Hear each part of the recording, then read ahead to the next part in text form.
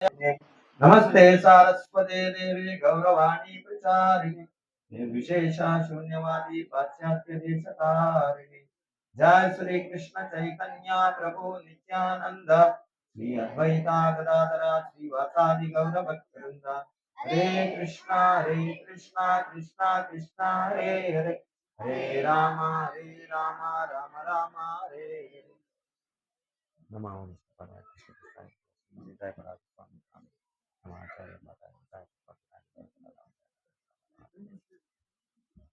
ಹರೇ ಕೃಷ್ಣ. ಈ ದಿನ ವಿಶೇಷವಾದಂತಹ ದಿನ. ಸ್ವಾಮಿ ಶ್ರೀಲ ಪ್ರಭುಪಾದರು ನಮಗೆ ಏನು ಈ ಒಂದು ಇಸ್ಕಾನ್ ಸಂಸ್ಥೆಯನ್ನ ಸ್ಥಾಪನೆ ಮಾಡಿ ನಾವೆಲ್ಲರೂ ಸಹ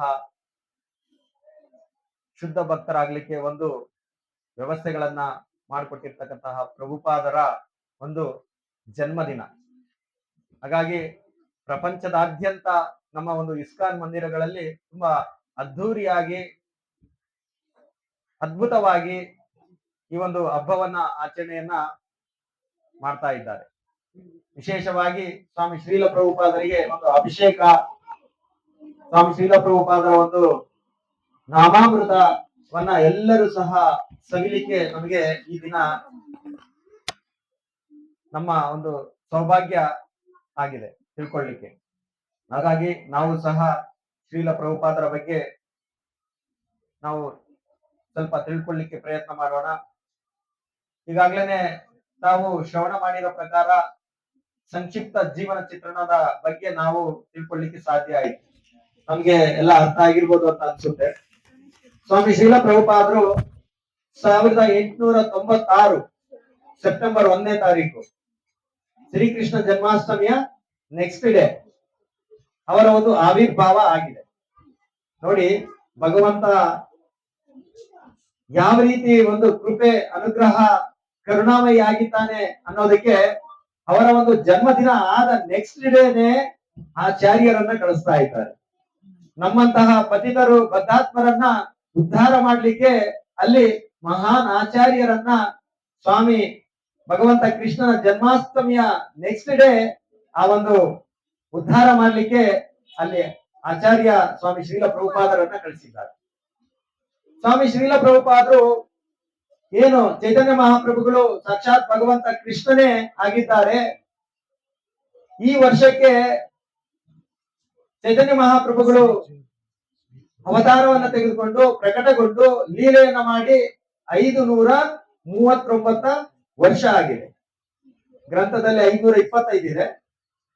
ಈ ಗ್ರಂಥ ಯಾವಾಗ ಪ್ರಕಟಣೆ ಆಯಿತು ಆ ಒಂದು ಇಸ್ವಿಯನ್ನ, ಆ ಒಂದು ವರ್ಷವನ್ನ ಹಾಕಿದ್ದಾರೆ. ಈ ದಿನಕ್ಕೆ ನಿನ್ನೆಗೆ 539 ವರ್ಷ ಸ್ವಾಮಿ ಭಗವಂತ ಕೃಷ್ಣ ಈ ಒಂದು ಕಲಿಯುಗದಲ್ಲಿ ನಾವೆಲ್ಲರೂ ಸಹ ಉದ್ಧಾರ ಆಗ್ಬೇಕು ಅನ್ನೋ ಒಂದು ಕಾರಣದಿಂದ ರಾಧಾಕೃಷ್ಣರ ಒಂದು ಆ ಒಂದು ಬಂಗಾರ ವರ್ಣದಲ್ಲಿ ಭಗವಂತ ಅಲ್ಲಿ ಪ್ರಕಟಗೊಂಡಿದ್ದಾನೆ. ಯಾಕೆ ಅಂತಂದ್ರೆ ಈ ಒಂದು ಕಲಿಯುಗ ಧನ್ಯ ಕಲಿಯುಗ. ಬೆಳಿಗ್ಗೆ ಶ್ರೀಮಾನ್ ಮಂಗಲ್ ನಿತ್ಯಾನಂದ ಪ್ರಭುಜಿಯವರು ನಮ್ಮ ಶಿಕ್ಷಾ ಗುರುಗಳು ಹೇಳ್ತಾ ಇದ್ರು, ಈ ಒಂದು ಕಲಿಯುಗ ನಿಜವಾಗ್ಲೂ ಸಹ ತುಂಬಾ ಒಳ್ಳೆಯ ಒಂದು ಯುಗ ಆಗಿದೆ ಈ ಸಂದರ್ಭದಲ್ಲಿ. ಯಾಕೆ ಅಂತಂದ್ರೆ ಏನು ದ್ವಾಪರ ಯುಗದಲ್ಲಿ, ತ್ರೇತಾಯುಗದಲ್ಲಿ ಯಾವ ರೀತಿಯಲ್ಲಿ ವ್ಯವಸ್ಥೆ ಇತ್ತು, ದುರುದ್ದೇಶವಾಗಿ ಅಲ್ಲಿ ಯಾರೆಲ್ಲ ಅಲ್ಲಿ ಪಾತ್ರಗಳನ್ನ ವಹಿಸಿದ್ರು, ಮಾಡಿದ್ರು ಅನ್ನೋದನ್ನು ಸಹ ನಾವು ಸ್ಮರಣೆ ಮಾಡ್ಬೋದು. ಯಾವ ರೀತಿ ಅಂತಂದ್ರೆ ದುರ್ಯೋಧನರು, ಕಂಸ, ರಾವಣಾಸುರ ಅವರೆಲ್ಲ ಯಾವ ರೀತಿ ಇದ್ರು? ಮಹಾನ್ ಏನಾಗಿದ್ರು? ಅವರೆಲ್ಲ ತುಂಬಾ ರಾಕ್ಷಸರಾಗಿದ್ರು. ರಾಕ್ಷಸ ಪ್ರವೃತ್ತಿಯನ್ನ ಅವರು ಪಡ್ಕೊಂಡಿದ್ರು. ಹಾಗಾಗಿ ಎಷ್ಟು ಒಂದು ದುರುದ್ದೇಶದ ಒಂದು ಪರಿಸ್ಥಿತಿ ಇತ್ತು ಅಂತಂದ್ರೆ, ಏನು ಜರಾಸಂಧ ಮತ್ತೆ ಕುರುಕ್ಷೇತ್ರ ರಣರಂಗ ಯುದ್ಧವನ್ನ ಏರ್ಪಾಟ್ ಮಾಡಿ ಎಲ್ಲರನ್ನು ಸಹ ಭಗವಂತ ಸ್ವಾಮಿ ಕೃಷ್ಣ ಅಲ್ಲಿ ಸಂಹಾರ ಮಾಡ್ಲಿಕ್ಕೆ ವ್ಯವಸ್ಥೆಯನ್ನ ಮಾಡ್ದ. ಅದಕ್ಕಿಂತ ಮುಂಚಿತವಾಗಿನೇ ಸಂಹಾರ ಮಾಡ್ಬೋದಿತ್ತು, ಹೌದಲ್ಲ? ಎಲ್ಲರೂ ಸಹ ರಾಕ್ಷಸ ಪ್ರವೃತ್ತಿಯವನ್ನ ಪಡ್ಕೊಂಡು ಇದ್ದಾರೆ. ಹಾಗಾಗಿ ಅವರೆಲ್ಲರನ್ನು ಸಹ ಒಟ್ಟಿಗೆ ಸೇರಿಸಿ ಒಂದೇ ಸಾರಿ ಸಂಹಾರ ಮಾಡಬೇಕು ಅನ್ನೋ ಒಂದು ಉದ್ದೇಶದಿಂದ ನೋಡಿ ದ್ರೌಪದಿ ಮಾತೆಗೆ ಎಷ್ಟೊಂದು ತೊಂದರೆಯನ್ನ ಕೊಡ್ತಾ ಇದ್ದಾರೆ. ಅವರೆಲ್ಲರೂ ಸಹ ತಮ್ಮ ಪತಿಯವರು ಭೀಷ್ಮಾಚಾರ್ಯ, ದ್ರೋಣಾಚಾರ್ಯ, ಕೃಪಾಚಾರ್ಯರು ಎಲ್ಲ ವೀರ ರಾಜರೆಲ್ಲರೂ ಸಹ ಇದ್ದಾರೆ. ಆದ್ರೂ ಸಹ ಯಾರೂ ರಕ್ಷಣೆ ಮಾಡಲಿಲ್ಲ. ಅದಕ್ಕೆ ಆಗ್ಲೇನೆ ಎಲ್ಲ ಸಂಹಾರ ಮಾಡುವುದಿತ್ತು. ದುರ್ಯೋಧನ ಏನು ವಿಕರ್ಣ ಅವರೆಲ್ಲ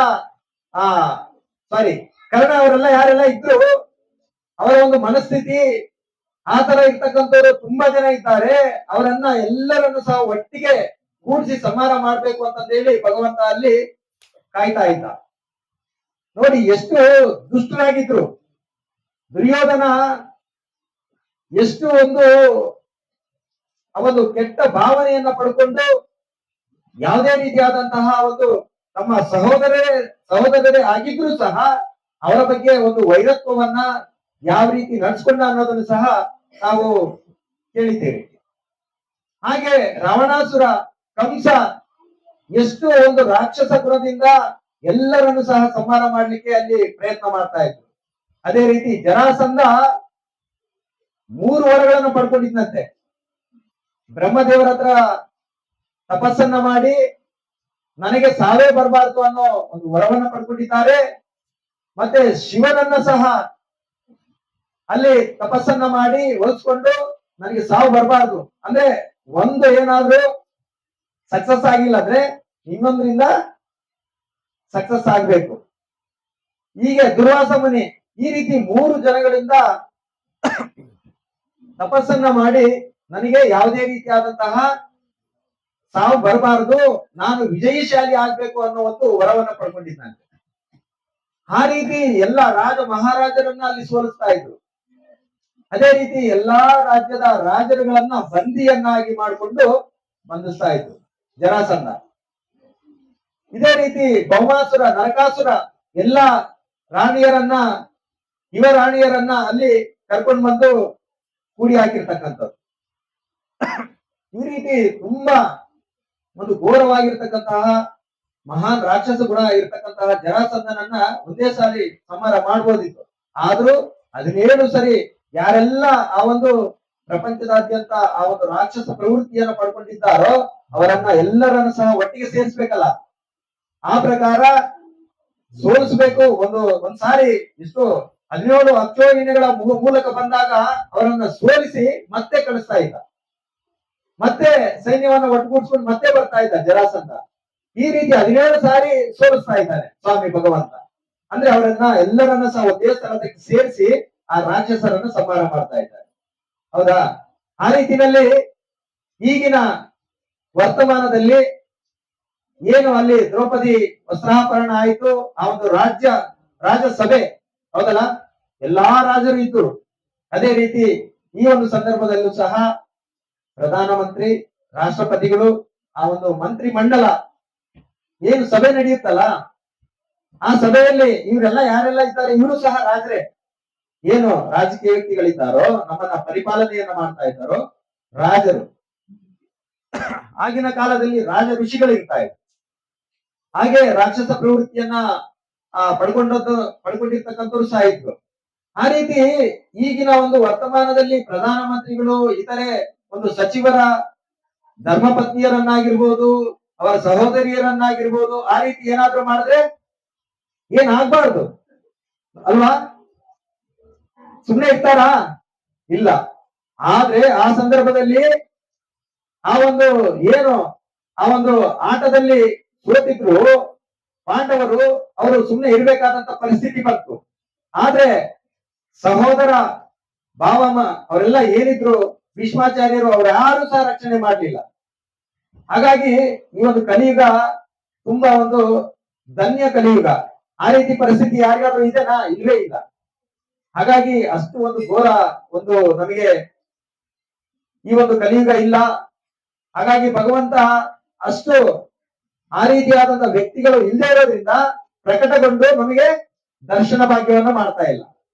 ಆ ರೀತಿ ಯಾವಾಗ ಆಗುತ್ತೆ ಆವಾಗ ಸ್ವಾಮಿ ಭಗವಂತ ಬರ್ತಾನೆ.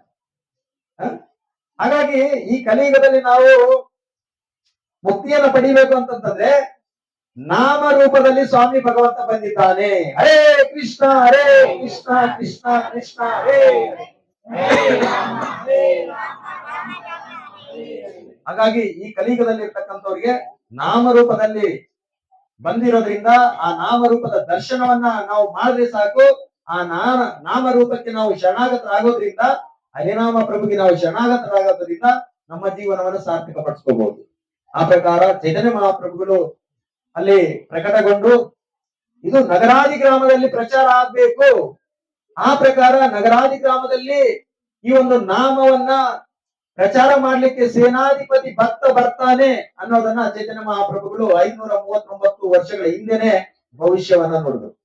ಆ ಪ್ರಕಾರ ನಮ್ಮ ಒಂದು ಇಸ್ಕಾನ್ ಸಂಸ್ಥೆಯ ಸಂಸ್ಥಾಪನಾಚಾರ್ಯರು ಸ್ವಾಮಿ ಶ್ರೀಲ ಪ್ರಭುಪಾದರು ಈ ಒಂದು ಕೃಷ್ಣ ಪ್ರಜ್ಞೆಯನ್ನ ಕೃಷ್ಣ ಭಕ್ತಿಯನ್ನ ಪ್ರಪಂಚದಾದ್ಯಂತ ಪ್ರಚಾರ ಮಾಡಿ ಎಲ್ಲರೂ ಸಹ ಶುದ್ಧ ಬ್ರಾಹ್ಮಣರಾಗಿ ಶುದ್ಧ ಭಕ್ತರಾಗಿ ತಮ್ಮ ಒಂದು ಜೀವನವನ್ನು ಸಾರ್ಥಕ ಪಡಿಸಿಕೊಳ್ಳಿಕ್ಕೆ ಒಂದು ಅವಕಾಶವನ್ನ ಮಾಡಿಕೊಟ್ಟಿದ್ದಾರೆ.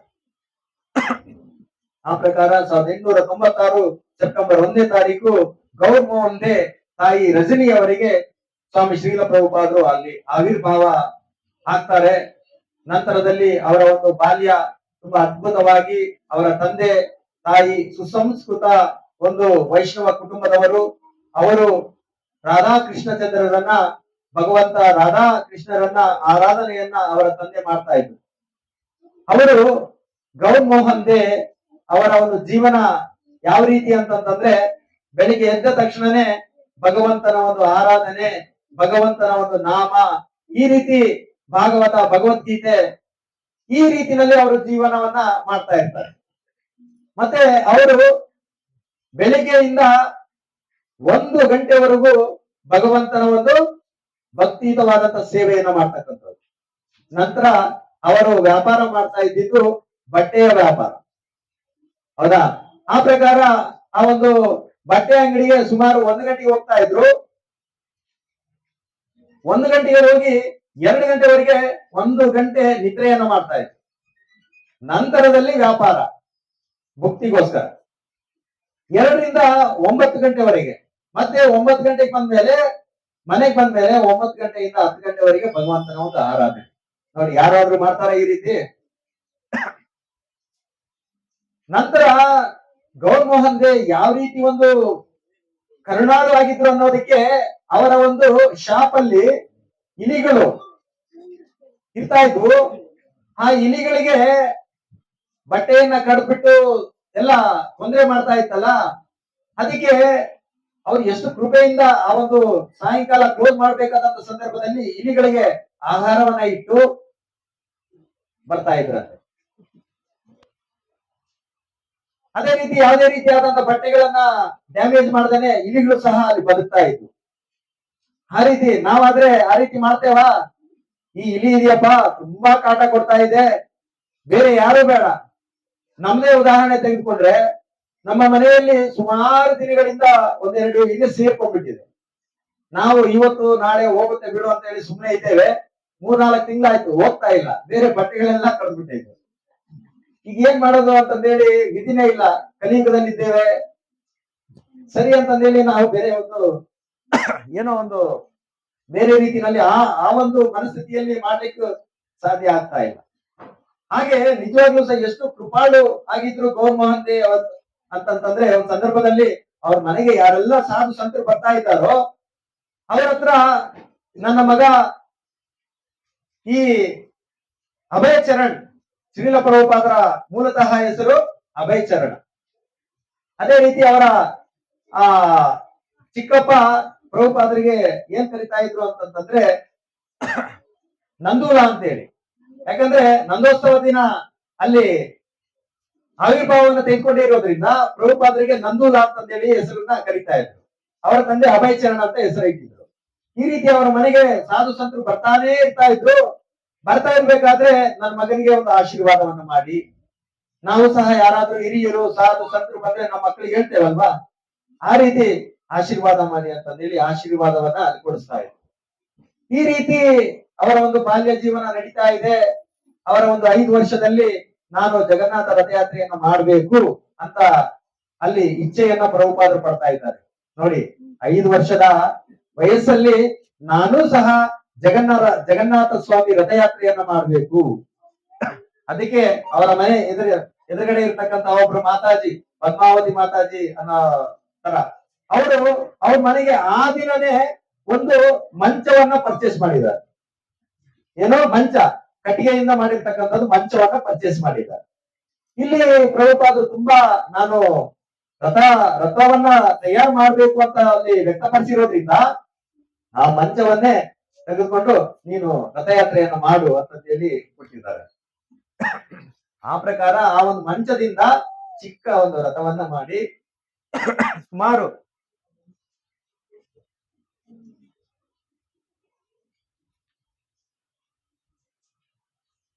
7 ದಿನಗಳ ಕಾಲ, 1 ವಾರಗಳ ಕಾಲ ರಥೋತ್ಸವವನ್ನ ತುಂಬಾ ವಿಜೃಂಭಣೆಯಿಂದ ಅವರ ಒಂದು ಕುಟುಂಬ ವರ್ಗದವರೆಲ್ಲರೂ ಸೇರಿ ಮಾಡ್ತಾ ಇದ್ದಾರೆ.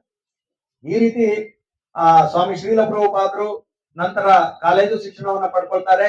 ಹೀಗೆ ಆ ಸಾಧು ಸಂತರು, ಆ ಸ್ವಾಮಿ ರಾಧಾಕೃಷ್ಣ ಚಿಕ್ಕ ವಯಸ್ಸಲ್ಲೇ ಸಹ ಅವರ ತಂದೆ ರಾಧಾಕೃಷ್ಣ ವಿಗ್ರಹಗಳನ್ನ ಕೊಟ್ಟಿರ್ತಾರೆ.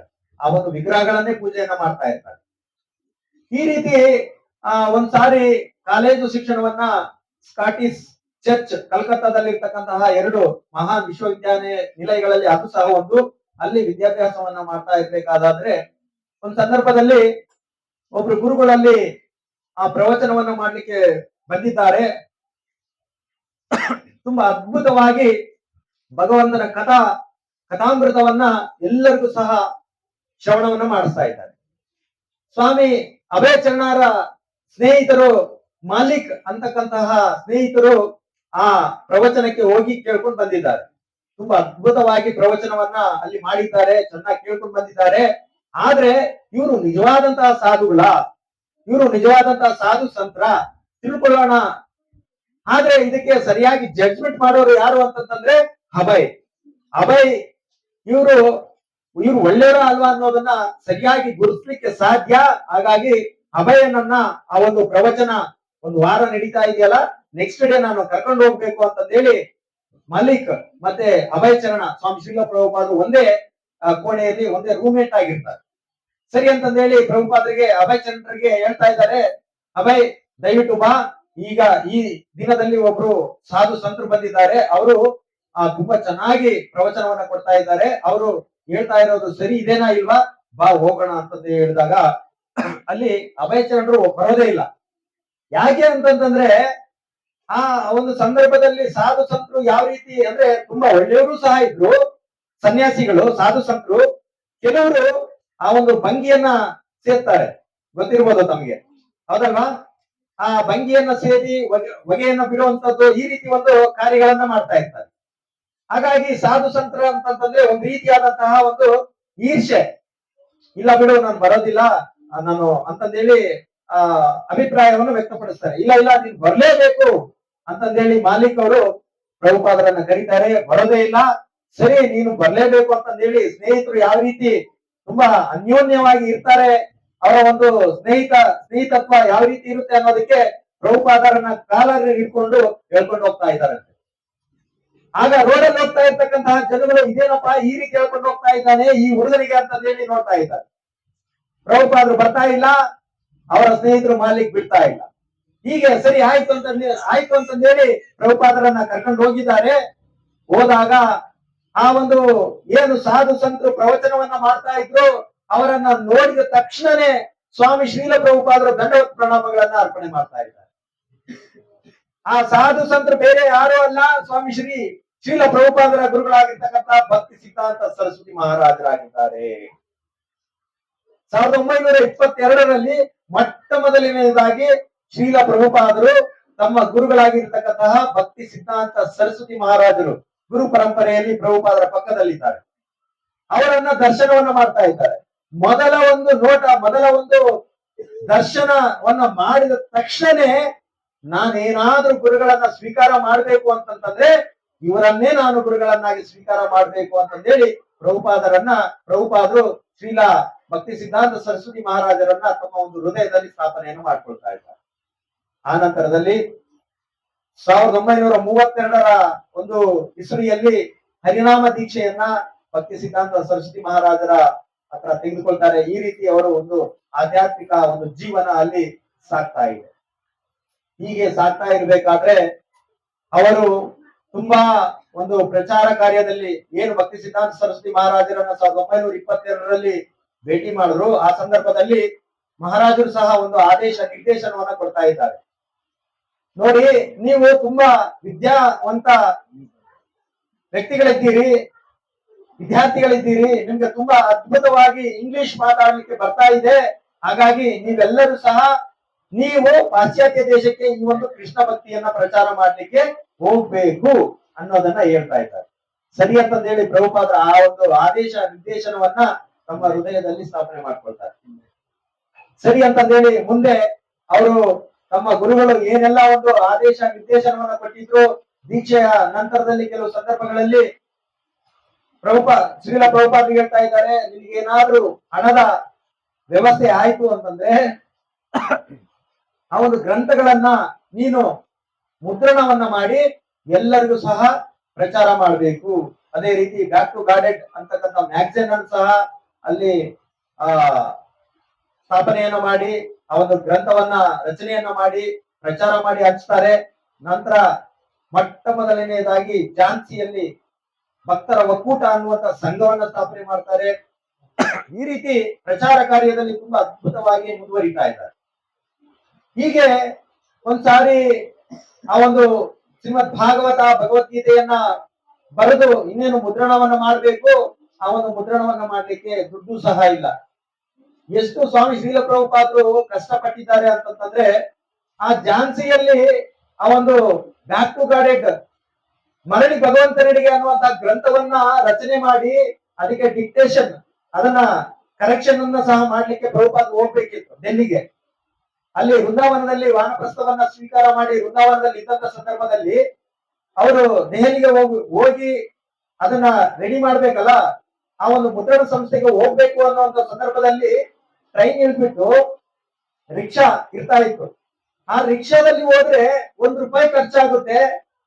ಹಾಗಾಗಿ ಆ ಹಣವನ್ನ ಖರ್ಚು ಮಾಡೋದು ಬೇಡ, ಈ ಒಂದು ಗ್ರಂಥಗಳನ್ನ ಮುದ್ರಣ ಮಾಡ್ಲಿಕ್ಕೆ ನಮ್ಗೆ ತುಂಬಾ ಅವಶ್ಯಕತೆ ಇದೆ ಅಂತಂದು ಹೇಳಿ ಪ್ರಭುಪಾದರು ಅಲ್ಲಿ ಎಷ್ಟೋ ತುಂಬಾ ಒಂದು 4-5 ಕಿಲೋಮೀಟರ್ ದೂರ ಇದೆ, ನಡ್ಕೊಂಡು ಹೋಗ್ತಾ ಇದ್ರು.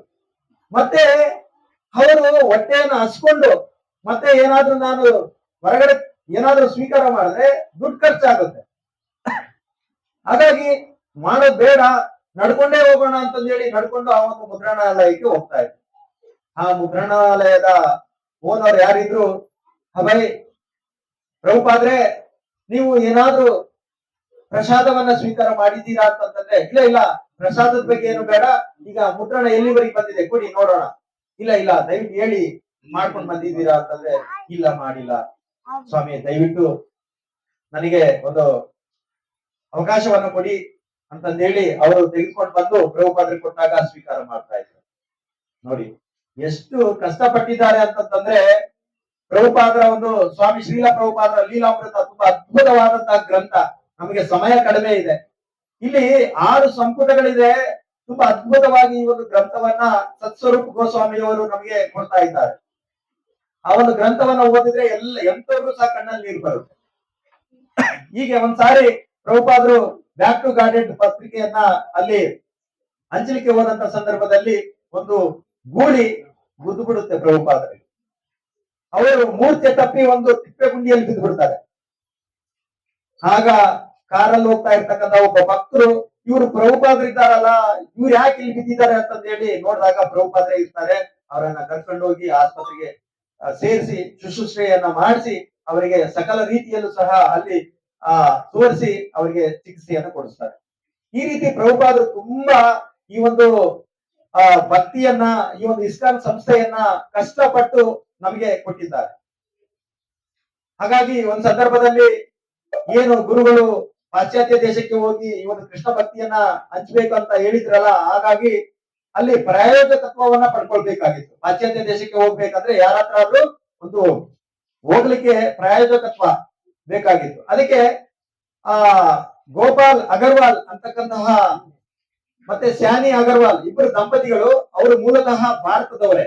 ಅವರ ತಂದೆ ಸ್ವಾಮಿ ಶ್ರೀಲ ಪ್ರಭುಪಾದರಿಗೂ ತುಂಬಾ ಒಂದು ನಿಕಟ ಒಂದು ಸಂಬಂಧ, ಒಂದು ಸ್ನೇಹ ಒಂದು ಇತ್ತು. ಹಾಗಾಗಿ ಗೋಪಾಲ್ ಅಗರ್ವಾಲ್ ಅವರ ತಂದೆ, ನನ್ನ ಮಗ ಪಾಶ್ಚಾತ್ಯ ದೇಶದಲ್ಲಿದ್ದಾನೆ, ನೀವು ಹೋದ್ರೆ ಅಲ್ಲಿ ಉಳ್ಕೊಳ್ಳಿಕ್ಕೆ ಎಲ್ಲಾ ವ್ಯವಸ್ಥೆ ಇರುತ್ತೆ, ನೀವು ಹೋಗಿ ಅಲ್ಲಿ ಪ್ರಚಾರ ಮಾಡಿ ಅಂತ ಅಲ್ಲಿ ಹೇಳಿದಾಗ, ಸರಿ ಆಯ್ತು ಅಂತ ಹೇಳಿ ಅಲ್ಲಿ ಆ ಹಡಗಲ್ಲಿ ಹೋಗ್ಲಿಕ್ಕೆ ಆ ಒಂದು ಟಿಕೆಟ್ ಅನ್ನು ಸಹ ಹೇಗೋ ಸಂಪಾದನೆ ಮಾಡ್ಕೊಳ್ತಾರೆ.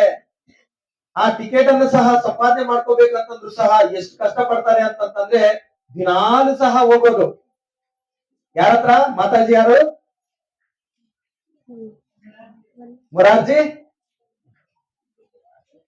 ಆ ಮಾತೆಯವರ ಹತ್ರ ಹೋಗಿ ನನಗೆ ಟಿಕೆಟ್ ಅನ್ನ ಕೊಡಿ, ನಾನು ಪಾಶ್ಚಾತ್ಯ ದೇಶಕ್ಕೆ ಹೋಗ್ಬೇಕು ಅಂತಂದಾಗ, ಅಯ್ಯೋ ಸ್ವಾಮಿ ನಿಮ್ಗೆ ವಯಸ್ಸಾಗಿದೆ, ನೀವು ಯಾವ ರೀತಿ ಹೋಗ್ಲಿಕ್ಕೆ ಸಾಧ್ಯ? ಇಲ್ಲ ಇಲ್ಲ ನಾನು ಕೊಡೋದಿಲ್ಲ ಅಂತ ಅವ್ರು ಹೇಳೋದು. ಪ್ರಭುಪಾದರು ಹೋಗೋದು, ಅವರ ಮನೆ ಹತ್ರ ಕೂತ್ಕೊಳ್ಳೋದು. ಈ ರೀತಿ ತುಂಬಾ ಪ್ರಯತ್ನವನ್ನ ಮಾಡಿ ಸುಮತಿ ಮೊರಾರ್ಜಿ ಅವರ ಹತ್ರ ಆ ಒಂದು ಟಿಕೆಟ್ ಅನ್ನು ಸಂಪಾದನೆಯನ್ನ ಮಾಡ್ತಾರೆ. ಅಂದ್ರೆ ಸುಮತಿ ಮೊರಾರ್ಜಿ ಅವರು ಸಹ ಯಾವ ರೀತಿ ಅಂತಂದ್ರೆ, ಈ ಸಾಧುಗಳು ತುಂಬಾ ವಯಸ್ಸಾಗಿದೆ, ಇವರನ್ನ ಕಳಿಸಿ ಏನಾದ್ರೂ ಆಯ್ತಂತಂದ್ರೆ ಆ ಒಂದು ಅಪರಾಧ, ಆ ಒಂದು ಏನಾದ್ರೂ ಅಚಾತುರ್ಯ ಆದ್ರೆ ಅದರ ಒಂದು ಫಲಿತ ನಾನು ಪಡ್ಕೋಬೇಕಲ್ಲ, ಬೇಡ ಬೇಡ, ಅವ್ರಿಗೆ ಏನು ಕೆಟ್ಟದಾಗೋದು ಬೇಡ, ಇವರೇ ಇಲ್ಲಿನೇ ಭಕ್ತಿ ಚೆನ್ನಾಗಿ ಮಾಡ್ಕೊಂಡು ಇರ್ಲಿ ಅನ್ನೋ ಒಂದು ಉದ್ದೇಶದಿಂದ ಅವ್ರು ಟಿಕೆಟ್ ಅನ್ನು ಕೊಡ್ತಾ ಇರೋದಿಲ್ಲ. ಆದ್ರೆ ಪ್ರಭುಪಾದರು ಬಿಡೋದಿಲ್ಲ. ಹಾಗಾಗಿ ಕೊನೆಗೆ ಕೊಡ್ಲೇಬೇಕಾಯ್ತು. ಆ ಪ್ರಕಾರ 37 ದಿನ ಪ್ರಯಾಣವನ್ನ ಮಾಡಿಕೊಂಡು ಪಾಶ್ಚಾತ್ಯ ದೇಶಕ್ಕೆ ಹೋಗ್ತಾರೆ. ಹೋದಾಗ ಆಗಸ್ಟ್ 13, 1965ರಲ್ಲಿ ಆ ಒಂದು ಹಡಗಲ್ಲಿ ಪ್ರಯಾಣವನ್ನ ಬೆಳೆಸ್ತಾ ಇದ್ದಾರೆ. ಸೆಪ್ಟೆಂಬರ್ 17ನೇ ತಾರೀಕು ಬೋಸ್ಟನ್ ಅಂತಕ್ಕಂತ ನಗರಕ್ಕೆ, ಅಲ್ಲಿ ನ್ಯೂಯಾರ್ಕ್ನ ಬೋಸ್ಟನ್ ನಗರಕ್ಕೆ ಅಲ್ಲಿ ಹೋಗ್ತಾ ಇದ್ದಾರೆ. ಹೋದಾಗ ಅಲ್ಲಿ ನೋಡ್ತಾ ಇದ್ದಾರೆ ಯಾವ ರೀತಿ ಅಂತಂತಂದ್ರೆ, ಜೀವನದಲ್ಲಿ ತಮ್ಮ ಒಂದು ಇಂದ್ರಿಯಗಳನ್ನ ತುಂಬಾ ಉನ್ನತವಾಗಿ ಯಾವ ರೀತಿ ಅತಿ ಹೆಚ್ಚಾಗಿ ನಾವು ಅನುಭವಿಸ್ಲಿಕ್ಕೆ ಸಾಧ್ಯತೆ ಇರುತ್ತೋ ಆ ರೀತಿನಲ್ಲಿ ಹೆಚ್ಚಾಗಿ ತಮ್ಮ ಒಂದು ಇಂದ್ರಿಯಗಳನ್ನ ತೃಪ್ತಿ ಪಡ್ಕೊಳ್ತಕ್ಕಂತಹ ಜನಗಳು ಆ ಒಂದು ಅಮೆರಿಕ ದೇಶದಲ್ಲಿ ಇತ್ತು. ಯಾವ ರೀತಿ ಅಂತಂತಂದ್ರೆ, ಹೆಜ್ಜೆ ಹೆಜ್ಜೆಗೂ ಸಹ ಬಾರ್ ಅಂಡ್ ರೆಸ್ಟೋರೆಂಟ್, ಏನು 4 ನಿಯಮಗಳಿದ್ದಾವೋ ಅವೆಲ್ಲವೂ ಸಹ ಸರಳವಾಗಿ ಅಲ್ಲಿ ಉಲ್ಲಂಘನೆ ಆಗ್ತಾ ಇತ್ತು. ಆ ರೀತಿಯಾದಂತಹ ವ್ಯಕ್ತಿಗಳು ಅವರೆಲ್ಲರೂ ಸಹ, ಹೌದಾ, ಅವರೆಲ್ಲರಿಗೂ ಸಹ ಕೆಲವರಿಗೆ ಅಲ್ಲಿ ಇಪ್ಪಿಗಳು ಸಹ ಅಂತಾರೆ. ಈ ರೀತಿ ಅವರಿಗೆ ಆ ಒಂದು ಸುಖ ಸಂಪತ್ತಿಗೆ ಹೆಸರುವಾಸಿ ಯಾವುದು ಅಂತಂದ್ರೆ ಅಮೆರಿಕ. ಆ ಪ್ರಕಾರ ಆ ಒಂದು ದೇಶಕ್ಕೆ ಹೋದಾಗ ಸ್ವಾಮಿ ಶ್ರೀಲ ಪ್ರಭುಪಾದರು ಅಲ್ಲಿ ಇಳ್ಬಿಟ್ಟು ನೋಡ್ತಾ ಇದ್ದಾರೆ, ಆ ಒಂದು ರಸ್ತೆಗಳಲ್ಲಿ ಕಾರ್ಗಳು 120 ಕಿಲೋಮೀಟರ್ ವೇಗದಲ್ಲಿ ಓಡಾಡ್ತಾ ಇದ್ದಾವಂತೆ. ಸ್ವಾಮಿ ಭಗವಂತ, ನನ್ನ ಈ ಒಂದು ಸ್ಥಳಕ್ಕೆ ಯಾಕೆ ಕರ್ಕೊಂಡು ಬಂದಿದ್ದೀಯಾ? ಇಲ್ಲಿ ನೋಡಿದ್ರೆ ಜನಗಳು ಹೆಜ್ಜೆ ಹೆಜ್ಜೆಗೂ ಬಾರ್ ಅಂಡ್ ರೆಸ್ಟೋರೆಂಟ್ ಇದೆ, ಧೂಮಪಾನ, ಮದ್ಯಪಾನ, ಮಾಂಸಾಹಾರ, ವ್ಯಭಿಚಾರ, ಈ ರೀತಿ ಹೆಜ್ಜೆ ಹೆಜ್ಜೆಗೂ ಮಾಡ್ತಾ ಇರ್ತಕ್ಕಂಥ ವ್ಯಕ್ತಿಗಳನ್ನ ನಾವು ನೋಡ್ತಾ ಇದ್ದೇವೆ. ಇಂಥ ಜನಗಳಿಗೆ ನಾನು ಯಾವಾಗ ಈ ಒಂದು ಕೃಷ್ಣ ಭಕ್ತಿಯನ್ನ ಪ್ರಚಾರ ಮಾಡ್ಲಿಕ್ಕೆ ಸಾಧ್ಯ? ಸ್ವಾಮಿ, ಏನು ನಿನ್ನ ಒಂದು ಕೃಪೆ ನನಗೆ ಗೊತ್ತಿಲ್ಲ ಅಂತಂದೇಳಿ ಅಲ್ಲಿ ಭಗವಂತನಲ್ಲಿ ಪ್ರಾರ್ಥನೆಯನ್ನು ಮಾಡ್ತಾ ಇದ್ದಾರೆ. ಆಗ ಭಾಗವತ ಮಾರ್ಕೆನೆ ಭಾಗವತ ಧರ್ಮ ಅಂತಕ್ಕಂಥ ಒಂದು ಅದ್ಭುತವಾದಂತಹ ಒಂದು ಗೀತೆ ಪ್ರಾರ್ಥನೆಯನ್ನ ಅಲ್ಲಿ ಮಾಡ್ತಾ ಇದ್ದಾರೆ. ನಾವು ಸಹ ನೋಡಿ ಗೂಗಲ್ ಅಲ್ಲಿ ತುಂಬಾ ಚೆನ್ನಾಗಿದೆ ಆ ಹಾಡು. ಬೋಸ್ಟನ್ ನಗರದಲ್ಲಿ 1965 ಸೆಪ್ಟೆಂಬರ್ 17ನೇ ತಾರೀಕು ಬರಿತಾ ಇದ್ದಾರೆ. ನಾವು ದಯವಿಟ್ಟು ಕೇಳಿ. ಅಲ್ಲಿ ಪ್ರಾರ್ಥನೆಯನ್ನು ಮಾಡಿ, ಭಗವಂತ, ನನಗೆ ನಿಜವಾಗ್ಲೂ ಸಹ ಯಾವುದೇ ರೀತಿಯಾದಂತಹ ಅರ್ಹತೆ ಇಲ್ಲ ನನಗೆ, ಆದ್ರೂ ಸಹ ನನ್ನನ್ನ ಇಲ್ಲಿ ಕರ್ಕೊಂಡು ಬಂದಿದ್ದೀಯಾ, ಮತ್ತೆ ನನಗೆ ಏನು ಸಹ ಗೊತ್ತಿಲ್ಲ, ಆದ್ರೂ ನನಗೆ ಭಕ್ತಿ ವೇದಾಂತ ಅಂತಕ್ಕಂಥ, ಅದಕ್ಕಿಂತ ಮುಂಚಿತವಾಗ್ಲೇನೆ ಗೌಡಿಯ ಮಠದವರು ಭಕ್ತಿ ವೇದಾಂತ ಅಂತಕ್ಕಂಥ ಬಿರುದನ್ನ ಸಹ ಕೊಟ್ಟಿರ್ತಾರೆ. ಹಾಗಾಗಿ ಭಕ್ತಿ ವೇದಾಂತ ಅಂತಕ್ಕಂಥ ಬಿರುದು ಸಹ ಕೊಟ್ಟಿದೆ, ನನಗೆ ಯಾವ ಒಂದು ವೇದಾಂತನೂ ಸಹ ಗೊತ್ತಿಲ್ಲ, ನಾನು ತುಂಬಾ ಪರಿಪರಿಯಾಗಿ ಅಲ್ಲಿ ಹೇಳ್ತಾ ಇದ್ದಾರೆ, ನಾನು ಮೂರ್ಖ ಅನ್ನುವಂತ ಪದಗಳನ್ನು ಸಹ ಅಲ್ಲಿ ಬಳಸ್ತಾ ಇದ್ದಾರೆ. ನೋಡಿ, ಮಹಾನ್ ಆಚಾರ್ಯರು ಯಾವ ರೀತಿ ಅಲ್ಲಿ ಪ್ರಾರ್ಥನೆಯನ್ನು ಮಾಡಿ ಭಗವಂತನನ್ನ ಕೇಳ್ಕೊಳ್ತಾ ಇದ್ದಾರೆ. ಮುಂದುವರೆದು, ಸ್ವಾಮಿ ಸರಿ, ನನ್ನನ್ನ ಇಲ್ಲಿ ಕರ್ಕೊಂಡು ಬಂದಿದ್ದೀರಿ, ನಾನು ಕೇವಲ ಗೊಂಬೆ, ನೀವು ಯಾವ ರೀತಿ ಕುಣಿಸ್ತಿರೋ ಕುಣಿಸಿ, ನೀವ್ ಹೆಂಗ್ ಕುಣಿಸ್ತಿರೋ ಕುಣಿಸಿ, ನಾನು ಹಂಗ ಕುಣಿಲಿಕ್ಕೆ ರೆಡಿ ಅಂತಂದೇಳಿ ತುಂಬಾ ಅದ್ಭುತವಾಗಿ ಆ ಒಂದು ಹಾಡಲ್ಲಿ ಅಲ್ಲಿ ಹೇಳ್ತಾ ಇದ್ದಾರೆ. ಸರಿ ಅಂತಂದೇಳಿ ಗೋಪಾಲ್ ಅಗರ್ವಾಲ್ ಅವರ ಒಂದು ಮನೆಗೆ ಪ್ರಯಾಣವನ್ನ ಬೆಳೆಸ್ತಾರೆ. ಅವರನ್ನ ಕರ್ಕೊಂಡು ಹೋಗ್ಲಿಕ್ಕೆ ಬಂದಿದ್ದಾರೆ. ಸರಿ ಅಂತಂದೇಳಿ ಅವ್ರ ಮನೆಗೆ ಹೋಗಿ ಅಲ್ಲಿ ಒಂದು ತಿಂಗಳ ಕಾಲ ಮಾತ್ರ ಅಲ್ಲಿ ಪ್ರಾಯೋಜಕತ್ವವನ್ನ ಕೊಟ್ಟಿರ್ತಾರೆ. ಅಂದ್ರೆ ಅದಕ್ಕಿಂತ ಮುಂಚಿತವಾಗಿ ಗೋಪಾಲ್ ಅಗರ್ವಾಲ್ ಅವರ ತಂದೆ ಸುಮಾರು ಸಾರಿ ಈ ರೀತಿ ಸಾಧು ಸಂತರು ಬರ್ತಾ ಇದ್ದಾರೆ ಅಂತ ಪತ್ರಗಳನ್ನು ಬರೆಯೋದು, ಆಯ್ತು ಕಳಿಸಿ ಅಂತ ಹೇಳಿ ಇವರು ಹೇಳೋದು ಅವ್ರ ಮಗ. ಪ್ರಭುಪಾದರ ವಿಚಾರದಲ್ಲೂ ಸಹ ಅದೇ ರೀತಿ ಮಾಡಿದಾಗ ಬರೋದಿಲ್ಲ ಇವರು ಸುಮ್ನೆ ಅಂತಂದ ಹೇಳಿರ್ತಾರೆ. ಆಗ ಪ್ರಭುಪಾದರು ಗೊತ್ತಲ್ವಾ, ಪ್ರಭುಪಾದರಿಗೆ ಈ ತರ ಚಾನ್ಸ್ ಸಿಕ್ಕಿದೆ ಅಂತಂದು ಕೇಳಿದ ತಕ್ಷಣನೇ ನಾನು ಬರ್ತಾ ಇದ್ದೇನೆ, ನನ್ನ ಪಾಸ್ಪೋರ್ಟ್ ಈ ರೀತಿ ಇದೆ, ನಾನು ಈ ರೀತಿ ದಿನ ಬರ್ತೇನೆ ಅಂತಂದ ಹೇಳಿ ಪತ್ರವನ್ನು ಬರೆದಾಗ ಸ್ಯಾಲಿ ಅಗರ್ವಾಲ್ ಅವರು ತುಂಬಾ ವಿಚಲಿತರಾಗ್ತಾರಂತೆ. ನಾವೇನು ಸುಮ್ಮನೆ ಹೇಳಿದ್ರೆ ಇವ್ರು ಬರೋದಕ್ಕೆ ರೆಡಿ ಆಗಿದಾರಲ್ಲಪ್ಪ. ಸರಿ ಆಯ್ತು, ಬಂದ್ರು. ಅವ್ರಿಗೆ ಅವರ ಗೋಪಾಲ್ ಅಗರ್ವಾಲ್ ಅವ್ರಿಗೆ ಸ್ವಲ್ಪ ಇಷ್ಟ ಇದೆ, ಅವರ ಧರ್ಮ ಪತ್ನಿಗೆ ಇಷ್ಟ ಇಲ್ಲ. ಸರಿ ಅಂತ ಹೇಳಿ ಕರ್ಕೊಂಡು ಹೋದ್ರು. ಕರ್ಕೊಂಡು ಹೋದಾಗ ಪ್ರಭುಪಾದರು ಎಷ್ಟು ಅವರಿಗೆ ಒಂದು ಅನ್ಯೋನ್ಯವಾಗಿ ಅವರ ಒಂದು ಇದನ್ನ ಬಿಡ್ಲಿಕ್ಕೆ ಆಗ್ಲಿಲ್ಲ. ಅವರಿಗೆ ಸ್ವಂತ ಮಗಳ ತರ ಆ ಒಂದು ಸ್ಯಾಲಿ ಅಗರ್ವಾಲ್ ಅನ್ನ ನೋಡ್ಕೊಳ್ತಾರೆ. ಅವರು ಪಾಶ್ಚಾತ್ಯ ದೇಶದಲ್ಲಿ ಯಾವ ರೀತಿ ಇರ್ತಾರೆ ಅನ್ನೋದು ಗೊತ್ತಿದೆ. ಅವರೆಲ್ಲ ಸಹ ಮಾಂಸವನ್ನ ತಮ್ಮ ಫ್ರಿಜ್ ಅಲ್ಲಿ ಇಟ್ಕೊಂಡು ತಿಂತಾ ಇದ್ರು. ಅದೇ ರೀತಿ ಪ್ರಭುಪಾದರು ಸಹ ತಮಗೆ ಏನೆಲ್ಲ ಅಲ್ಲಿ ಆ ಸಸ್ಯಾಹಾರ ಒಂದು ಆಹಾರ ಖಾದ್ಯಗಳನ್ನು ತೆಗೆದುಕೊಂಡು ಹೋಗಿದ್ರು, ಅವರು ಸಹ ಅಲ್ಲೇ ಇಡ್ತಾ ಇದ್ರು. ಅಂದ್ರೆ ಸಮಯ ಸಂದರ್ಭಕ್ಕೆ ಯಾವ ರೀತಿ ಪ್ರಭುಪಾದರು ಅದನ್ನ ವಿನಿಯೋಗಿಸಿಕೊಂಡು ಅದರ ಒಂದು ಸದುಪಯೋಗವನ್ನ ಪಡಿಸ್ಕೊಳ್ತಾ ಇದ್ರು. ಮತ್ತೆ ಯಾವುದೇ ರೀತಿಯಾಗಿ ಅವ್ರಿಗೆ ಏನು ಹೇಳ್ತಾ ಇರ್ಲಿಲ್ಲ. ಕ್ರಮೇಣ ಅವರು ಸಹ ಶುದ್ಧ ಭಕ್ತರನ್ನಾಗಿ ಸ್ವಾಮಿ ಶ್ರೀಲ ಪ್ರಭುಪಾದರು ಮಾಡಿದ್ದಾರೆ. ಮೊನ್ನೆನೆ ಇತ್ತೀಚೆಗೆ ಸ್ಯಾಲಿ ಅಗರ್ವಾಲ್ ಮಾತೆ ಅವರು ಸಹ ದೇಹ ತ್ಯಾಗ ಮಾಡುದು ಕೇವಲ 2-3 ವರ್ಷ ಆಗಿದೆ ಅಷ್ಟೇ. ಅವರು ಒಂದು ಸಂದರ್ಭದಲ್ಲಿ ಹೇಳಿದ್ರು, ನಿಜವಾಗ್ಲೂ ಅವರ ಮಗ ಹೆಸರು ಜ್ಞಾಪಕ ಬರ್ತಾ ಇಲ್ಲ, ಮಗ ಮತ್ತು ಮಗಳು ಇಬ್ಬರು ಇದ್ದಾರೆ. ಎಷ್ಟು ಅನ್ಯೋನ್ಯವಾಗಿ ಅವ್ರ ಜೊತೆ ಪ್ರಭುಪಾದರು ಭಾರತ ದೇಶದ ಒಂದು ಸಸ್ಯಾಹಾರವನ್ನ ಅಲ್ಲಿ ಅವರೇ ಸ್ವತಃ ರೆಡಿ ಮಾಡ್ತಾ ಇದ್ರು.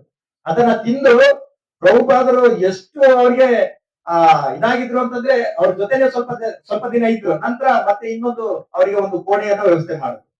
ಈ ರೀತಿ ಪ್ರಭುಪಾದರು ಅಲ್ಲಿ ಇದ್ದು ಆ ಒಂದು ಪ್ರಚಾರ ಕಾರ್ಯವನ್ನ ಮಾಡ್ತಾ ಇರ್ತಾರೆ. ಹೀಗೆ ಒಂದು ಸಂದರ್ಭದಲ್ಲಿ ಸ್ಯಾಲಿ ಅಗರ್ವಾಲ್ ಅವರ ಮಗ ಸ್ವಾಮಿ ಶ್ರೀಲ ಪ್ರಭುಪಾದರು ಏನು ತಮ್ಮ ಒಂದು ಚರಣ ಆ ಒಂದು ಪಾದ ಕಮಲಗಳಿಗೆ ಧರಿಸ್ತಾ ಇದ್ರು. ಆ ಒಂದು ಶೂ ಅನ್ನ ಅವರ ಮಗ ಕಚ್ಕೊಂಡು ತಿಂತಾ ಇತ್ತಂತೆ ಒಂದ್ಸರಿ. ನೋಡಿ ಪ್ರಭುಪಾದರು ಎಷ್ಟು ಒಂದು ಕೃಪೆ ಅನುಗ್ರಹ ಅವ್ರಿಗೆ ತೋರಿಸ್ತಾ ಇದ್ರು. ಈ ರೀತಿ ಪ್ರಚಾರ ಮಾಡ್ತಾ ಇರ್ಬೇಕಾದ್ರೆ ತುಂಬಾ ಒಂದು ಕಷ್ಟಗಳನ್ನ ಸಹ ಎದುರಿಸ್ತಾ ಇದ್ದಾರೆ.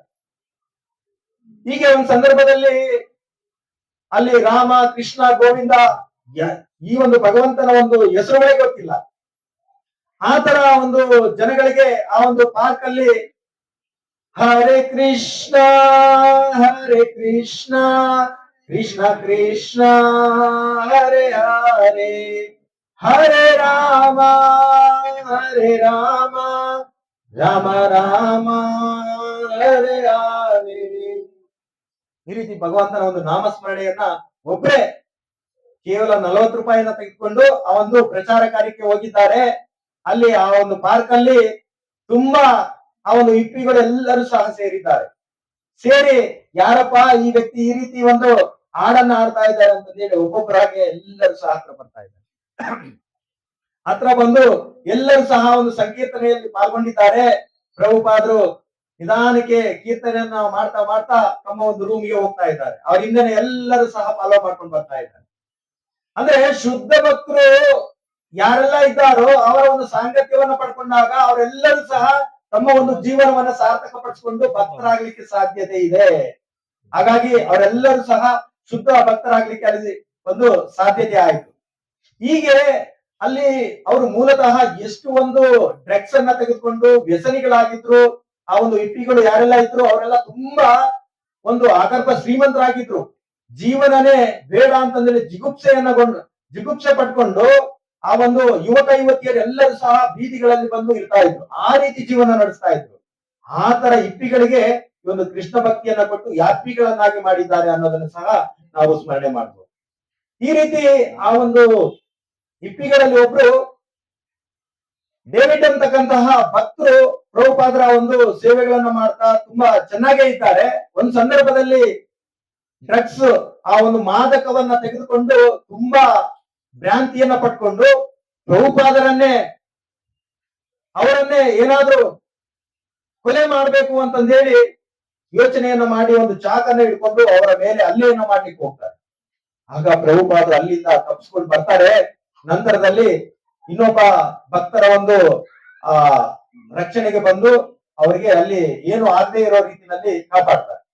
ಈ ರೀತಿ ಪ್ರಭುಪಾದರು ಎಷ್ಟು ಒಂದು ಪ್ರಚಾರ ಕಾರ್ಯದಲ್ಲಿ ತಮ್ಮ ಒಂದು ಜೀವನವನ್ನ ಮುಡಿಪಾಗಿಟ್ಟಿದ್ರು ಅನ್ನೋದಕ್ಕೆ ಅವರು ಕೇವಲ 2 ಗಂಟೆ ನಿದ್ದೆಯನ್ನ ಮಾಡಿ ಭಾಗವತ, ಭಗವದ್ಗೀತೆ, ಚೈತನ್ಯ ಚರಿತಾಮೃತ, ಚೈತನ್ಯ ಭಾಗವತ ಇವತ್ತು ಎಲ್ಲ ಗ್ರಂಥಗಳನ್ನ ನಮಗೆ ಕೊಟ್ಟಿದ್ದಾರೆ. ನಾವು ಸಹ ಆ ಒಂದು ಭಕ್ತಿಯನ್ನ ಮಾಡಿ ನಮ್ಮ ಜೀವನವನ್ನು ಸಾರ್ಥಕ ಪಡಿಸ್ಕೋಬೇಕು ಅನ್ನೋ ಒಂದು ಉದ್ದೇಶದಿಂದ ಹೀಗೆ ಪ್ರಭುಪಾದರು ಎಷ್ಟು ಒಂದು ಬ್ಯುಸಿಯಾಗಿ ಅಲ್ಲಿ ಪ್ರಚಾರ ಕಾರ್ಯದಲ್ಲಿ ಇದ್ರು ಅನ್ನೋದಕ್ಕೆ ಒಂದ್ಸಾರಿ ಆ ಒಂದು ಹೀಗೆ ಒಂದು ಪ್ರವಚನಕ್ಕೆ ಹೋದಾಗ ತುಂಬಾ ಸಮಯ ಆಗಿದೆ, ಅದೇ ದಿನ ಕೆಲವು ಭಕ್ತರಿಗೆ ನಾನು ದೀಕ್ಷೆಯನ್ನ ಕೊಡ್ತೇನೆ ಅನ್ನೋ ಒಂದು ವಿಚಾರವನ್ನು ಸಹ ಹೇಳಿರ್ತಾರೆ. ರಾತ್ರಿ 1 ಗಂಟೆ ಆಗುತ್ತೆ, ಬರೋದಿಲ್ಲ. 1:30 ಆಗುತ್ತೆ, ಆಗ ಪ್ರಭುಪಾದರು ಬರ್ತಾ ಇದ್ದಾರೆ. ಬಂದಾಗ ಮತ್ತೆ ಬಂದ ತಕ್ಷಣನೇ ನೆಕ್ಸ್ಟ್ ಡೇ ಬೆಳಿಗ್ಗೆನೆ ಬೇರೆ ಒಂದು ದೇಶಕ್ಕೆ ಹೋಗ್ಬೇಕಾಗಿತ್ತು ಪ್ರಚಾರ ಕಾರ್ಯಕ್ಕಾಗಿ. ಸರಿ ಅಂತಂದೇಳಿ ಏನ್ ಕಾಯ್ತಾ ಇದ್ರು ಕೆಲವು ಶಿಷ್ಯರು, ಪ್ರಭುಪಾದ್ ನಮ್ಗೆ ದೀಕ್ಷೆಗಳನ್ನ ಕೊಡ್ತೀವಿ ಅಂತ ಹೇಳಿದ್ರಿ, ತಡ ಆಯ್ತಲ್ಲ ಅಂತಂದಾಗ ಸರಿ ಇರ್ಲಿ ಏನ್ ತೊಂದರೆ ಇಲ್ಲ ಅಂತಂದೇಳಿ ಆ ಒಂದು ಮಧ್ಯರಾತ್ರಿನೂ ಸಹ ದೀಕ್ಷೆಗಳನ್ನ ಕೊಟ್ಟಿರ್ತಕ್ಕಂಥ ಉದಾಹರಣೆಗಳು ಸಹ ತುಂಬಾ ಇದ್ದಾವೆ. ನೋಡಿ ಎಷ್ಟು ಒಂದು ಕೃಪೆ ಅನುಗ್ರಹವನ್ನು ಕೊಡ್ತಾ ಇದ್ರು. ಮತ್ತೆ ಕೊಟ್ಟು ಬೆಳಿಗ್ಗೆನೆ ಎದ್ದು ಮತ್ತೆ ಅವರ ಒಂದು ದಿನಚರಿ ಯಾವ ರೀತಿ ಅಂತಂದ್ರೆ ಎಷ್ಟು ಒಂದು ಉತ್ಸುಕತೆಯಿಂದ ಇರ್ತಾ ಇದ್ರು ಅಂತಂದ್ರೆ ಎಷ್ಟೇ ಒಂದು ಅವರು ನಿತ್ರಾಣರಾಗಿದ್ರು ಅನ್ನೋ ಒಂದು ಇದನ್ನೇ ನೋಡೋದಿಲ್ಲ ನಾವು. ಎಷ್ಟೊಂದು ಸಮಯದವರೆಗೂ ಸಹ ಪ್ರಚಾರ ಕಾರ್ಯದಲ್ಲಿ ತೊಡಗಿದ್ರು ಸಹ ಬ್ರಾಹ್ಮಿ ಮುಹೂರ್ತದಲ್ಲಿ ಎದ್ಬಿಟ್ಟು ಭಗವಂತನ ಜಪ ತಪಗಳನ್ನ ಮಾಡ್ತಾ ಇದ್ರು. ಯಾವುದೇ ರೀತಿಯಾಗಿ ನೋಡಿ, ನಮಗೆ ಎಸ್ಪೆಷಲಿ ಬೇರೆಯವ್ರದಲ್ಲ, ನನ್ನ ಒಂದು ವೈಯಕ್ತಿಕವಾಗಿ ಹೇಳ್ಕೊಳ್ಳೋದಾದ್ರೆ 2 ದಿವಸ ಜನ್ಮಾಷ್ಟಮಿಯನ್ನ ಭಗವಂತನ ಒಂದು ಸೇವೆಯನ್ನ ಮಾಡಿದಾಗ ಸ್ವಲ್ಪ ನಿದ್ದೆ ಇಲ್ಲ ಅಂತಂದ್ರೆ ಬೆಳಿಗ್ಗೆ ಎದ್ದೊಳ್ಲಿಕ್ಕಾಗಲ್ಲ. ನನ್ನ ಪರಿಸ್ಥಿತಿ. ಪ್ರಭುಪಾದರು ಎಷ್ಟು ನಿಜವಾಗ್ಲೂ ಸಹ ನಾನು ಅದೇ ಯೋಚನೆ ಮಾಡ್ತಾ ಇದ್ದೆ, ಪ್ರಭುಪಾದ್ ನಿಜವಾಗಿ ಎಷ್ಟು ಒಂದು ನೀವು ಆ ಒಂದು ಶಕ್ತಿ, ಆ ಒಂದು ಕೃಪೆ ಅನುಗ್ರಹದಿಂದ ತಾವು ಆಕ್ಟಿವ್ ಆಗಿ ಚಟುವಟಿಕೆಯಿಂದ ಇರ್ಲಿಕ್ಕೆ ಯಾವ ರೀತಿ ಸಾಧ್ಯ ಆಯ್ತು ಅಂತಂದೇಳಿ ನಾನೇ ಒಂದೊಂದ್ಸಾರಿ ಯೋಚನೆ ಮಾಡ್ತಾ ಇದ್ದೆ. ಪ್ರಭುಪಾದ್ ಲೀಲಾಮೃತವನ್ನ ಓದ್ತಾ ಇರ್ಬೇಕಾದ್ರೆ ಈ ತರ ಸಂದರ್ಭಗಳು ತುಂಬಾ ಬರುತ್ತೆ. ಬಂದಾಗ ಪ್ರಭುಪಾದರು ರಾತ್ರಿ 1 ಗಂಟೆಗೆ ಮಲಗಿದ್ರು ಸಹ 3 ಗಂಟೆಗೆ ಎದ್ದು ಬಿಡ್ತಾರೆ. ಎದ್ದ ತಕ್ಷಣ ನಮಗೆ 2 ಗಂಟೆ ಸ್ವಲ್ಪ ನಿದ್ದೆ ಕಡಿಮೆ ಆಯ್ತು ಅಂತಂದ್ರೆ ನಮ್ಮ ಒಂದು ಮುಖ ಯಾವ ರೀತಿ ಇರುತ್ತೆ, ಆಕ್ಟಿವ್ ಇರೋದಿಲ್ಲ ನಾವು. ಆದ್ರೆ ಪ್ರಭುಪಾದರು ತುಂಬಾ ಆಕ್ಟಿವ್ ಆಗಿ ಆ ಒಂದು ಏನು ಯುವಕರು 18 ವರ್ಷದ ಯುವಕರು ಯಾವ ರೀತಿ ಇರ್ತಾರೋ ಅವ್ರಿಗಿಂತ ಉನ್ನತವಾಗಿ ಕೆಲಸ ಕಾರ್ಯಗಳನ್ನ ಮಾಡ್ತಾ ಇದ್ರು. ಹೀಗೆ ಒಂದ್ ಸಂದರ್ಭದಲ್ಲಿ ವೃಂದಾವನದಲ್ಲಿ ತುಂಬಾ ಆರೋಗ್ಯ ಹದಗೆಟ್ಟಿದೆ, ಜ್ವರ ಬಂದಿದೆ.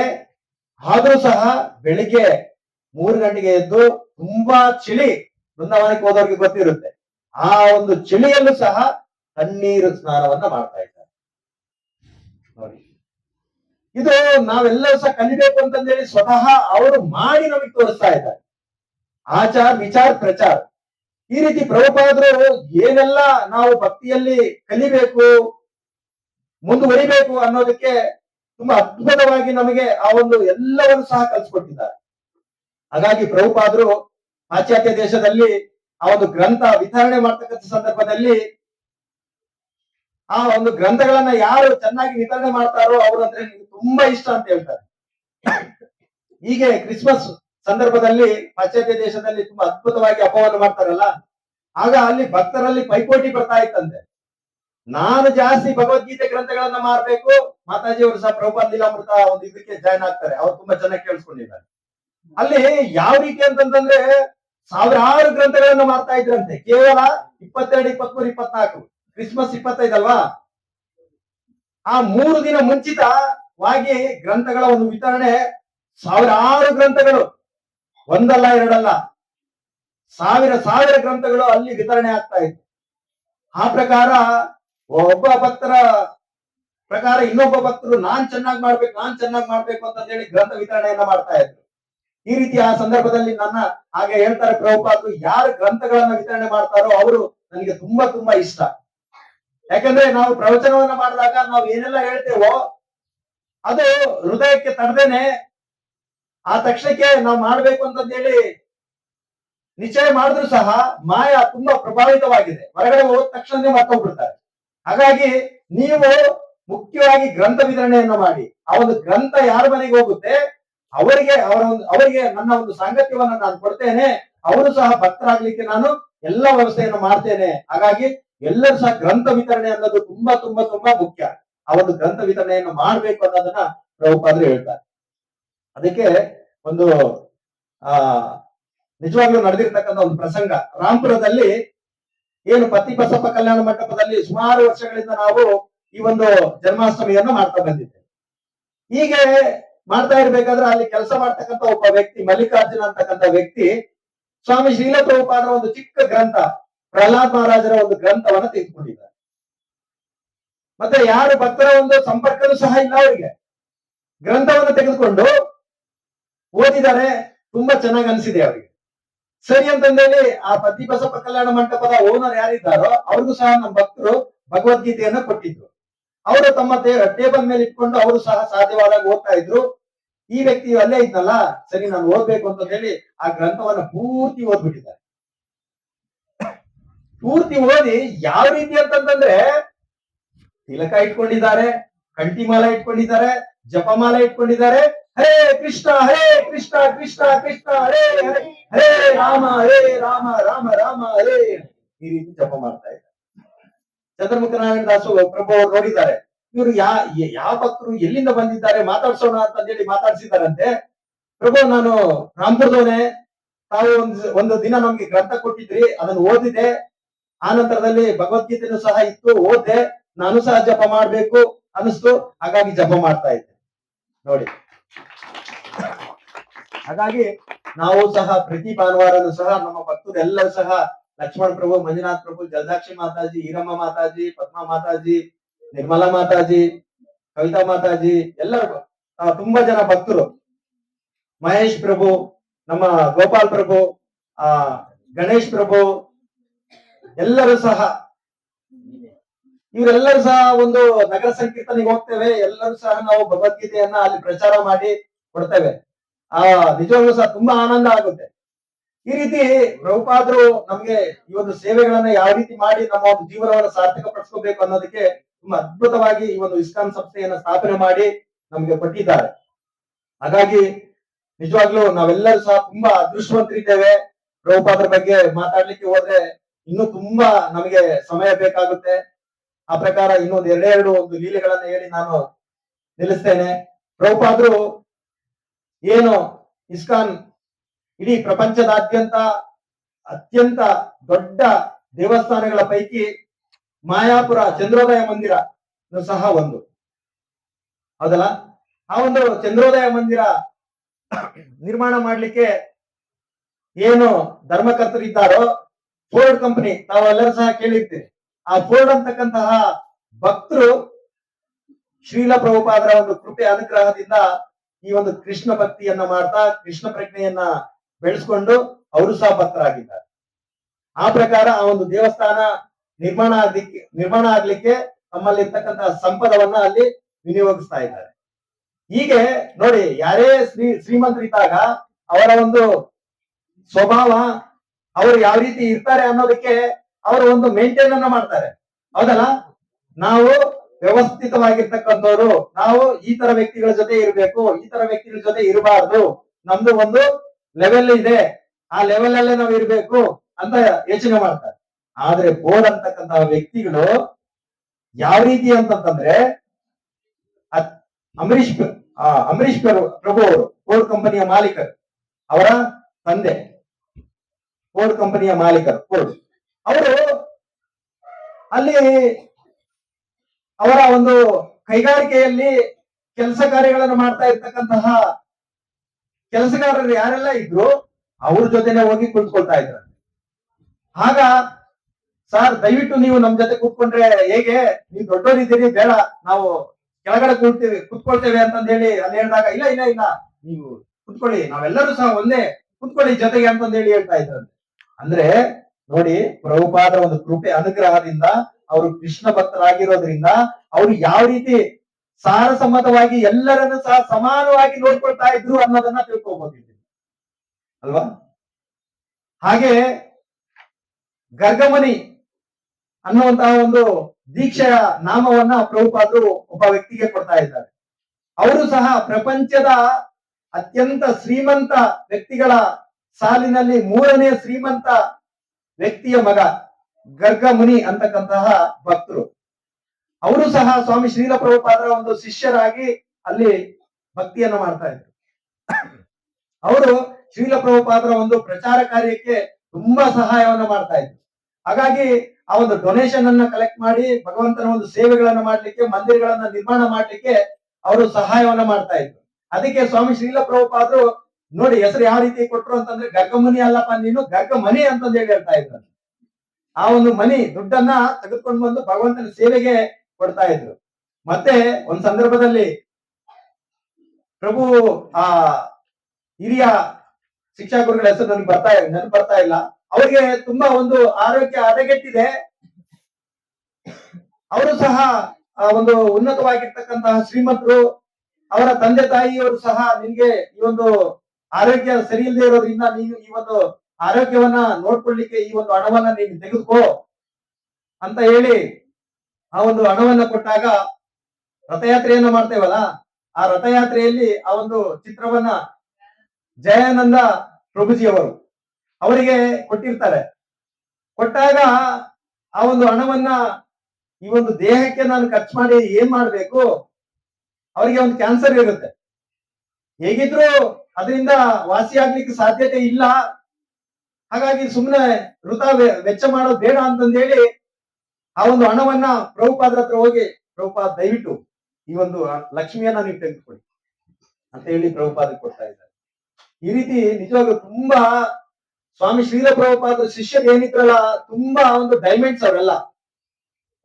ಆ ಪ್ರಕಾರ ಪ್ರಭುಪಾದರಿಗೆ ಒಂದು ಸಹಾಯವನ್ನ ಮಾಡಿದ್ದಾರೆ.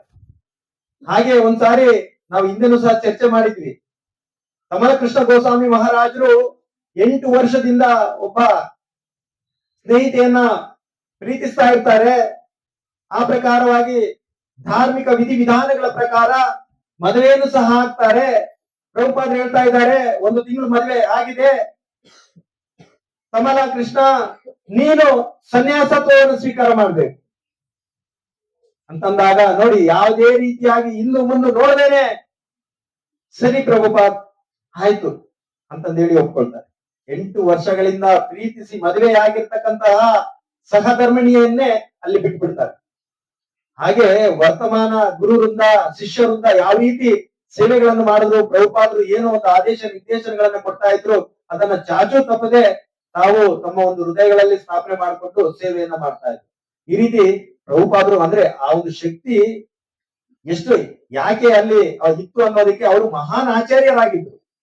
ಹಾಗಾಗಿ ಅವರ ಒಂದು ಸಾಂಗತ್ಯವನ್ನ ಯಾರು ಪಡ್ಕೊಳ್ತಾ ಇದ್ರು, ಆ ಸಾಂಗತ್ಯದಲ್ಲಿ ಯಾರೆಲ್ಲ ಬರ್ತಾ ಇದ್ರು ಅವರೆಲ್ಲರೂ ಸಹ ಶುದ್ಧ ಭಕ್ತರಾಗ್ತಾ ಇದ್ರು. ಅವರೆಲ್ಲರೂ ಸಹ ಕೃಷ್ಣ ಭಕ್ತಿಯನ್ನ ಮಾಡ್ಲಿಕ್ಕೆ ಮುಂದೆ ಬರ್ತಾ ಇದ್ರು. ಈ ರೀತಿ ಪ್ರಭುಪಾದರು ತುಂಬಾ ಅದ್ಭುತವಾಗಿ ಈ ಒಂದು ಇಸ್ಕಾನ್ ಸಂಸ್ಥೆಯನ್ನು ಸ್ಥಾಪನೆ ಮಾಡಿದ್ದಾರೆ. ಅವರ ಒಂದು ಆ ಲೀಲೆಗಳು ತುಂಬಾ ಇದೆ. ಆ ಒಂದು ಇದನ್ನ ನಾವು ಮುಂದೆ ಸಹ ತಿಳ್ಕೊಳ್ಳಿಕ್ಕೆ ಪ್ರಯತ್ನ ಮಾಡೋಣ. ಒಟ್ಟಾರೆ ನಿಜವಾಗ್ಲೂ ಸಹ ಎಷ್ಟು ಒಂದು ಕಷ್ಟವನ್ನ ಪಟ್ಟು ಈ ಒಂದು ಆ ಭಗವದ್ಗೀತೆ ಗ್ರಂಥಗಳನ್ನ ಬರೆಯೋದಾಗಿರ್ಬೋದು, ಈ ಒಂದು ಪ್ರಚಾರ ಕಾರ್ಯವನ್ನ ಮಾಡೋದಾಗಿರ್ಬೋದು, ಒಟ್ಟಾರೆ ನಾವೆಲ್ಲರೂ ಸಹ ಈ ದಿನ ಇಲ್ಲಿ ಕುಂತ್ಕೊಂಡು ಭಗವಂತನ ಕಥಾಮೃತವನ್ನ ನಾವೆಲ್ಲರೂ ಸಹ ಭಗವಂತನ ದರ್ಶನವನ್ನ ಮಾಡ್ತೇವೆ ಅಂತಂದ್ರೆ ಅದು ಸ್ವಾಮಿ ಶ್ರೀಲ ಪ್ರಭುಪಾದರು ನಮ್ಗೆ ಕೊಟ್ಟಿರ್ತಕ್ಕಂಥ ಕೃಪೆ ಅನುಗ್ರಹ. ಆ ಒಂದು ಭಿಕ್ಷೆಯಿಂದ ನಿಜವಾಗ್ಲೂ ಸಹ ನಾವೆಲ್ಲರೂ ಸಹ ಪತಿತರು ಬದ್ಧಾತ್ಮರು. ನನಗಂತೂ ಯಾವುದೇ ರೀತಿಯಾದಂತಹ ಅರ್ಹತೆ ಇಲ್ಲ, ಆದ್ರೆ ಪ್ರಭುಪಾದರ ಒಂದು ಕೃಪೆ ಅನುಗ್ರಹದಿಂದ ಈ ಒಂದು ಭಕ್ತಿಯನ್ನ ಮಾಡ್ಲಿಕ್ಕೆ ನಮ್ಗೆ ಒಂದು ಅವಕಾಶ ಸಿಕ್ಕಿದೆ. ಹಾಗಾಗಿ ಅಂತಹ ಗುರುಗಳನ್ನ ನಾವು ಪಡೆದಿರೋದು ನಿಜವಾಗ್ಲೂ ಸಹ ಧನ್ಯ. ಹಾಗಾಗಿ ನಿಜವಾಗ್ಲೂ ಈ ಒಂದು ಅವಕಾಶವನ್ನ ಹೊಸಬ್ರು ಯಾರೆಲ್ಲ ಇದ್ದೀರಿ, ಆ ಒಂದು ಸದುಪಯೋಗವನ್ನ ನಾವು ಸಹ ಪಟ್ಕೊಂಡು ಹರೇ ಕೃಷ್ಣ ಕೃಷ್ಣ ಕೃಷ್ಣ ಹರೇ ಹರೇ, ಹರೇ ರಾಮ ರಾಮ ರಾಮ ಹರೇ ಹರೇ, ಈ ರೀತಿ ಹರಿನಾಮಕ್ಕೆ ನಾವು ಶರಣಾಗತರಾಗಿ ಆ ಗುರುಗಳಲ್ಲಿ ನಾವು ಶರಣಾಗತರಾದಾಗ ನಿಜವಾಗ್ಲೂ ನಮ್ಮ ಒಂದು ಜೀವನ ಸಾರ್ಥಕತೆ ಆಗುತ್ತೆ. ಆ ಪ್ರಕಾರ 4ನೇ ಅಧ್ಯಾಯ 34ನೇ ಶ್ಲೋಕದಲ್ಲಿ ತದ್ವಿತಿ ಪ್ರಣಿಪಾತೇನ ಪರಿಪ್ರಶ್ನೇನ ಸೇವೆಯ ಉಪದೇಶಂತಿ ಜ್ಞಾನಂ ಜ್ಞಾನಿನ ತತ್ವದರ್ಶಿನಃ. ಆ ತತ್ವವನ್ನ ತಿಳಿದಿರ್ತಕ್ಕಂತಹ ಆಚಾರ್ಯರಾಗಿದ್ದಾರೆ. ಆ ಒಂದು ಆಚಾರ್ಯರಲ್ಲಿ ನಾವು ಶರಣಾಗತರಾಗಬೇಕು.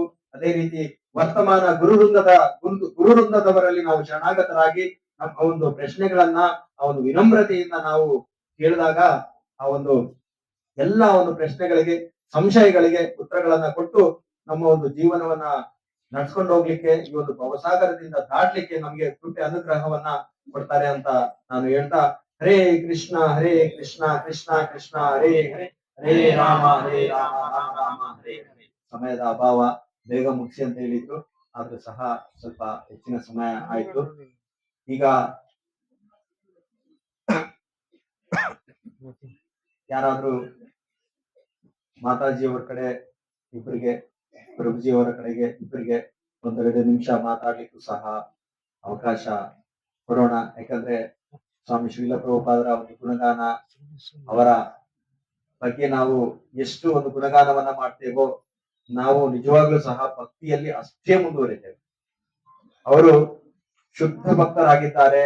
ಹಾಗಾಗಿ ಶುದ್ಧ ಭಕ್ತರು ಯಾರೆಲ್ಲ ಇದ್ದಾರೋ ಅವ್ರ ಬಗ್ಗೆ ನಾವು ಗುಣಗಾನವನ್ನ ಮಾಡೋದು, ಅವರ ಬಗ್ಗೆ ತಿಳ್ಕೊಳ್ಳೋದಾಗಿರ್ಬೋದು, ನಾವು ತಿಳ್ಕೊಂಡು ನಮಗೆ ಏನೆಲ್ಲ ಒಂದು ಒಳಿತಾಗಿದೆ ಅನ್ನೋದನ್ನ ನಾವು ಹೇಳ್ತೇವೋ ನಾವು ಭಕ್ತಿಯಲ್ಲಿ ತುಂಬಾ ವೇಗವಾಗಿ ಮುಂದುವರಿಲಿಕ್ಕೂ ಸಹ ನಮಗೆ ಸಹಕಾರಿಯಾಗುತ್ತೆ.